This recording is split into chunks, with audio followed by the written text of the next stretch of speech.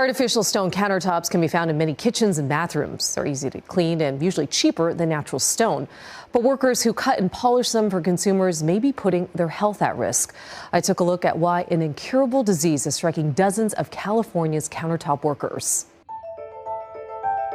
Catching some fresh outdoor air is a treat for Fernando Bustos Mondragon, LA resident and father of 4. He's usually inside, tethered to this oxygen machine. This is the control, and when I feel agitated in my breathing, I can increase the oxygen. Life wasn't always like this for 51-year-old Bustos Mondragon. Before he got sick, he spent almost 20 years cutting and grinding synthetic stone countertops for bathrooms and kitchens like this. It was hard work, but I got used to it, and I liked it because it allowed me to carry my family forward. But in 2022, doctors diagnosed him with a lung disease called silicosis. There's no cure, and it results in a slow suffocation. They linked it to his work cutting, polishing synthetic countertops, similar to what you see here, which have high concentrations of the mineral silica. Those tiny dust particles lodged in his lungs, permanently scarring them. Bustos Mondragon says he wore protection at work, but he wasn't told about any dangers of handling synthetic stone. We thought it was sufficient to wear a mask, and we were wearing goggles to prevent a piece of rock from hitting us.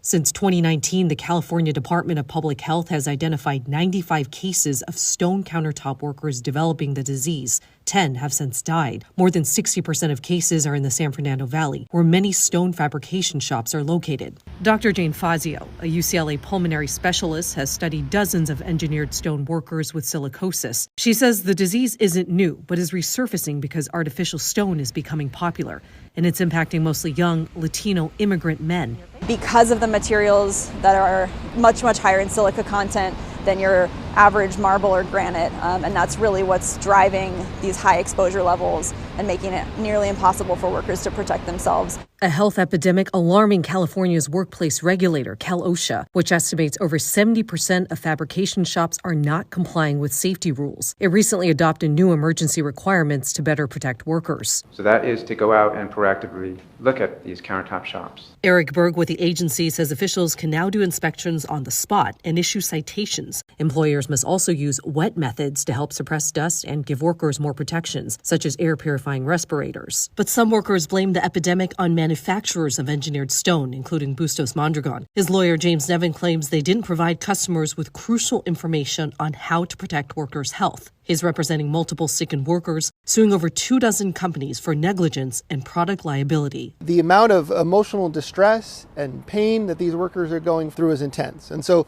those are the damages that we're seeking in these lawsuits. In addition to, the hope is that the manufacturers will stop selling this deadly product, right? There's perfectly good other alternatives. They can sell natural stone. Spectrum News 1 reached out to all the companies named in Bustos Mondragon's lawsuit, and only Caesar Stone responded, saying that it does not comment on ongoing litigation. But the industry group Silica Safety Coalition told Spectrum News 1 this is an avoidable safety issue, and workplace overexposure to respirable silica dust during stone fabrication cutting and resulting silica diseases like silicosis is preventable through compliance with state and federal OSHA regulations.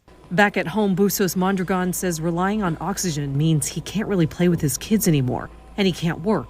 So his 2 oldest daughters are supporting the family while he waits for a lung transplant.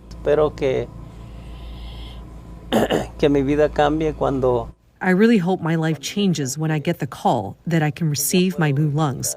A life in limbo, tethered to this machine. LA County officials have considered banning artificial stone, but there are concerns from labor and business groups about taking such a measure. Now, in December, Australia banned engineered stone completely, the first country in the world to do so.